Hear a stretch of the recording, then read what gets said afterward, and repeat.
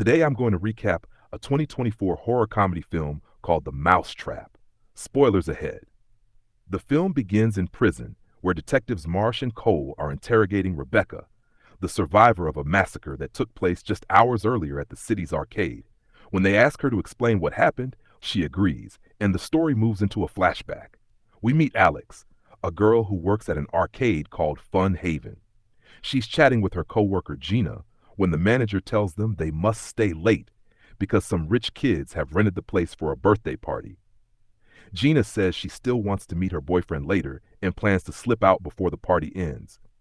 Meanwhile, the arcade manager walks into a local cinema, and it becomes clear he is a huge fan of Mickey Mouse's first movie appearance. As he watches a film, he hears an eerie voice coming from a Mickey mask inside a glass display case. The manager appears to become possessed and slowly approaches the mask. Back at the arcade, Alex hears a noise and goes to check. There, she suddenly comes face to face with the manager wearing the Mickey mask. He locks the back door with a chain. Alex runs to the main entrance and is surprised to find her childhood friends, who have secretly reserved the arcade for her 21st birthday. Marcos arranged the surprise, remembering she once said she always wanted a birthday party at that arcade. Marcos likes her, and she seems to prefer him too, though Blake, the captain of the hockey team, is also competing for her attention. Wanting to get Marcos out of the way, Blake asks the other hockey players to help him scare the nerd. When the two blonde girls try to take photos, Alex stops them, saying the boss wouldn't like knowing they were drinking inside the arcade. She asks Blake to collect everyone's phones, which he puts into a trash bag on a table. Only Paul and Jackie keep their phones because they left early to play adult games. The couple soon runs into the possessed Mickey. They think it's Blake at first because he's wearing the same hockey jersey, but it's not. Blake confesses his feelings to Alex, claiming she secretly likes him too. Alex lies and says she also likes women, trying to scare him off. One blonde girl notices the cake-cutting knife is missing, but no one cares. Rebecca goes to pick up the phones only to find they've been swapped with toy phones. Worse, the front door is now locked with a different chain than the staff used. The group assumes the prank is from Danny, but he denies everything. Alex is annoyed and brings up the earlier Mickey prank, but none of her friends know what she means. They assume Paul and Jackie are behind it, so one blonde girl goes into the maze to confront them. Instead, she meets Mickey, who waves the knife at her and splashes a bit of blood onto her face. She escapes down the slide. She tells Marcos and Alex what she saw. All three think Blake must be the killer because the clothes match, but Blake is shown knocked out by Mickey. Rebecca later enters the labyrinth and also encounters Mickey. When he teleports in front of her, she panics and accidentally throws her flashlight into his face. It hurts him and he escapes.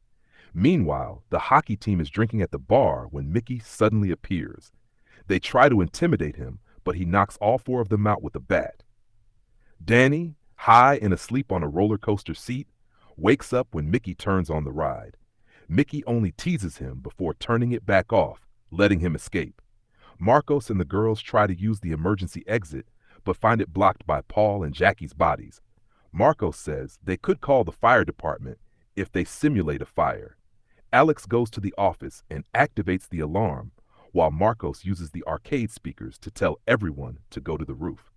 Another blonde girl plays a simulator game, unaware Mickey is behind her with the knife. For some reason, he lets her go.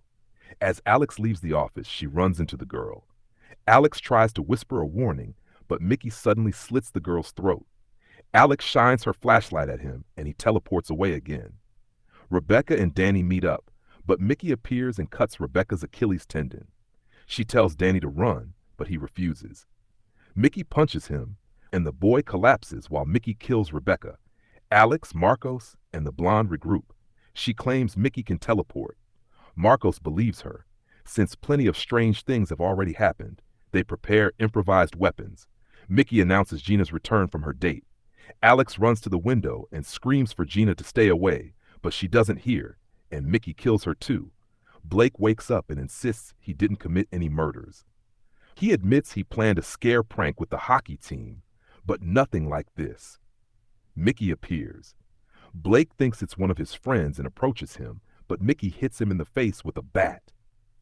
Alex shines the flashlight again, weakening Mickey and stopping him from teleporting. Marco smashes Mickey with a bat and pins him under a chair. Mickey hits Blake's ankle and throws the bat at the blonde girl, making her drop the flashlight, allowing Mickey to teleport away.